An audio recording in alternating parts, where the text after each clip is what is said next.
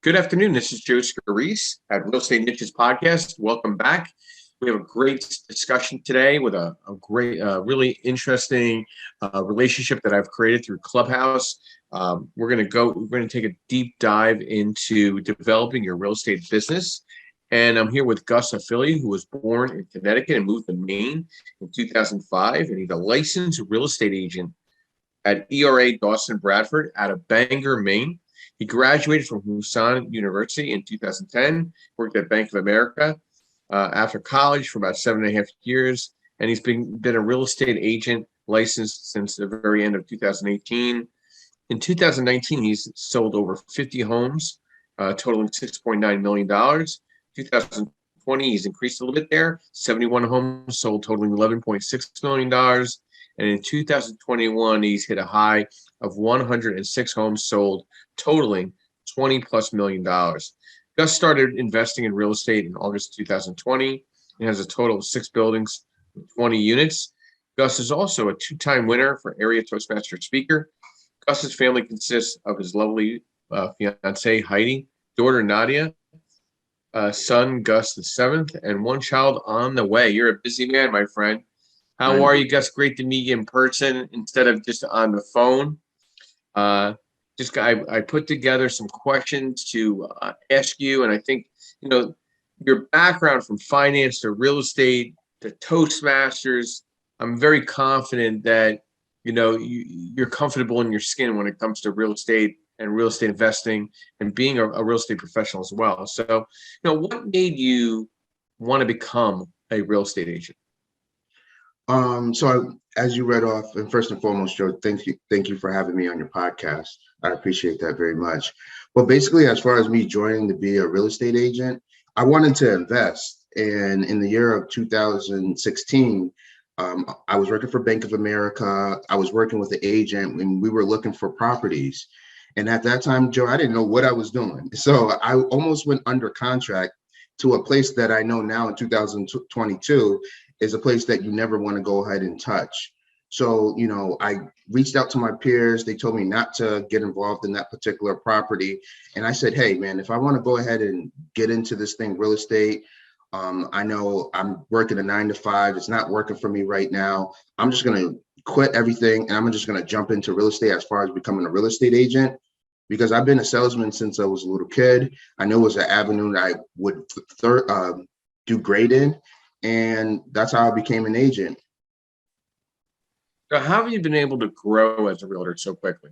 I mean, there's some really good numbers here that I'm really impressed with. So how did you figure out how to grow quickly and pivot? So before I joined to become a real estate agent, I started adding real estate agents all around the area I'm located in.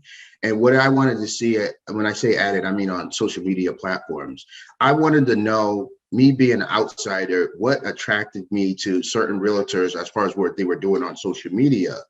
Because I knew social media was going to be the avenue that I was going to work to be successful in this line of business. Because I'm not technically from here. I was born and raised in Connecticut, and I came up here to go to college. So once I saw, what I thought would work for me from these other realtors, I knew I was going to go ahead and implement those things into my business. And then I think that's when I created the splash. So I started doing videos, funny videos.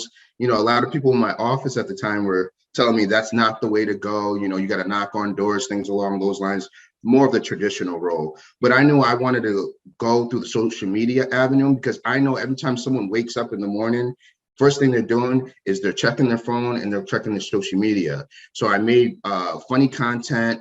I did videos that were informational, things along those lines that I think captured people. And as soon as I was able to get some clients and show closings, I think that's when I took off. So as a realtor, what do you see for your clients in 2022, sellers or buyers? I think no different than 2021.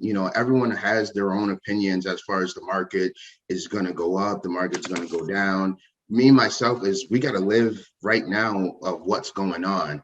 And as far as what's going on, the housing market is going crazy. As far as sellers, they're getting up and beyond what they're even expecting. And as far as buyers, I think they're being more savvy how they purchase.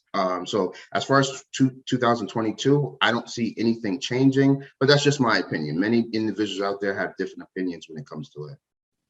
So how has Toastmasters helped you and been pivotal in your business as an investor and also as a licensed real estate agent? So as far as Toastmasters, so I was more of the guy that moved in silence. So Toastmasters made me all the ideas, all the creativity I had to be able to put me on a stage and talk to a whole room. As far as constructing a speech, see what hits and what doesn't hit, what gets a reaction out of people. I felt like Toastmasters really got that out of me. And that was one of the leading things that got me into real estate. I think I broke out of my shell as someone who wanted to be private and just let it go. And Toastmaster was one of the founding foundations as far as me being successful in this business. So what best advice would you give a client buying their first home? Make sure you're picking the right agent. I'm giving that perspective because I am an agent, and I think that's very important. I just talked about, I was trying to buy my first investment property, and the agent I was using, I don't think they were the best fit for me.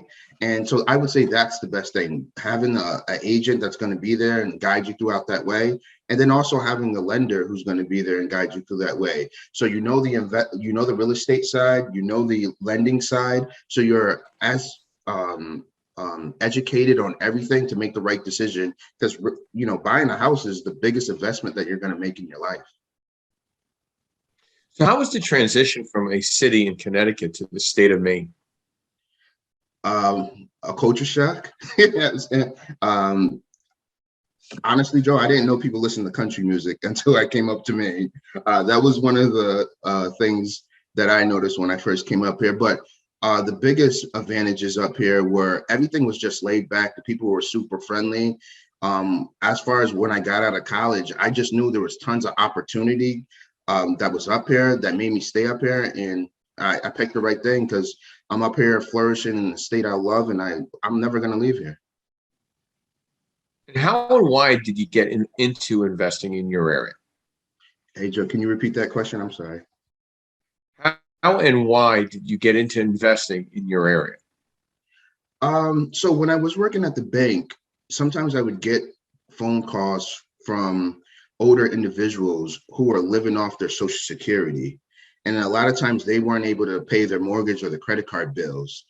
And I know there's this big thing about, when you retire, you get your retirement money. And then I saw some of the money that people were getting, and I know that's not what I wanted.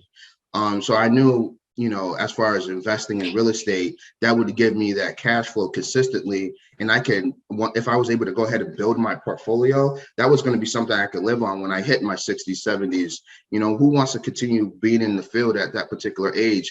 But it also, who wants to be minimized as far as the income that's coming in? So that was one of the biggest things for me. When looking for an investment, what are things that you're looking for? Cash flow. Has the cash flow, or has potential to cash flow. So right now I'm in my BRRRR process. I think I'm getting away from buying things turnkey. I'm building equity in my properties.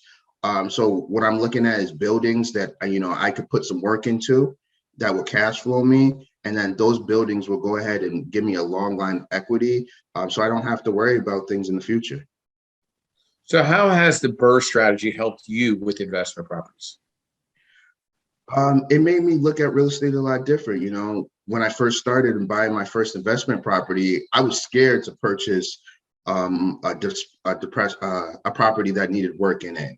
What I wanted to go ahead and do is buy things turnkey, but putting 20% down only lasts for so long, where you got to get your hands a little bit dirty and get into those properties that need to be built up, and equity needs to be added on. So as far as the BRRRR process, talking to you like every other day, Joe, doing my own research, I'm able to purchase these properties. I made a great connection with a general contractor around here, where now it's farther than a working environment. We're partners now. So the BRRRR process is taking me to another level, and I can't wait to see what it does in 2022. So give me a good example of one of the BRRRR investments you did with the numbers included. All right, so I purchased, this was my first BRRRR process. I purchased a home for $70,000. We put $50,000 as far as repairs into that particular property. When I ran the CMA, I kind of projected as far as the appraised value as finished about 140. The great news that happened when that property appraised, it appraised for 160. So not only was I covering the 70,000 that I put in, and also the 50,000 we put in for repairs, I pretty much got a building for nothing. And you can't beat that with a bat. Currently, right now, I get $2,800 for that single family home, which everything is included. As far as cash flowing with it, I'm about $1,100 to $1,200. Well, as an entrepreneur, how important is it to you to have a good team around you? It's one of the most important things. And when you say team, Joe, I don't want it just to be as far as business wise, because it's also family. You know, my fiance, my brothers, along with my lender, along with my inspector, along as my insurance agent. Now I'm in a comfortable space. I know who my team is, and they know who I am, and we're working great together. I can make a phone call, and they know what to expect from me, and I know what to expect from them. And I like to compare it to sports. Teams that win championships are well-oiled together teams. So that's what I look for a team. What plans or goals do you have for 2022? So I'm going to switch it up as far as real estate a little bit. I got 2 young agents who are eager to move forward. We've already started. Between the 2, they got 10 under contract themselves. So I'm going to go ahead and be guiding them, along with still continue to work for myself.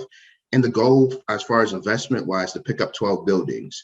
The doors might differ between them all, but the goal is 12 buildings. I'm already under contract for 2. So those are my goals in a short period of time of what I see for 2022. So if I want to have a consultation and sit, whether via Zoom or come up to Maine in person, what's the best way to contact you, whether email, direct number, etc.?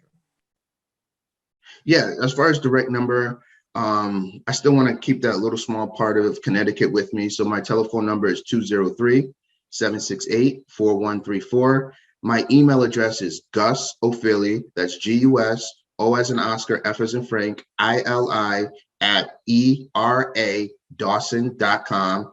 And where you could get to know me a lot better, other than this podcast I'm here with Joe, is Facebook at Gus Ofili ERA Dawson. You'll be able to see my business page, see all the videos, see all the closings, and check me out there. Gus, I want to thank you for coming on to Real Estate Niches podcast. It's really exciting to get to meet you in person, up and above just talking on Clubhouse and just going through the rooms. We're gonna have this cut and edited. It'll be placed on iTunes, Lipify, Google Play, and YouTube. We'll also put a compliments of Yardell Perkins at Perkitech, my business partner, on the podcast. He'll provide a copy back to you to share to your network and your followers as well. So I want to thank you for coming on today. I want you to have a great day, and I'll see you back on Clubhouse. And I want to thank everybody for listening in on Real Estate Niches podcast. Gus, have a great day and be well. Thank you, Joe. Take care.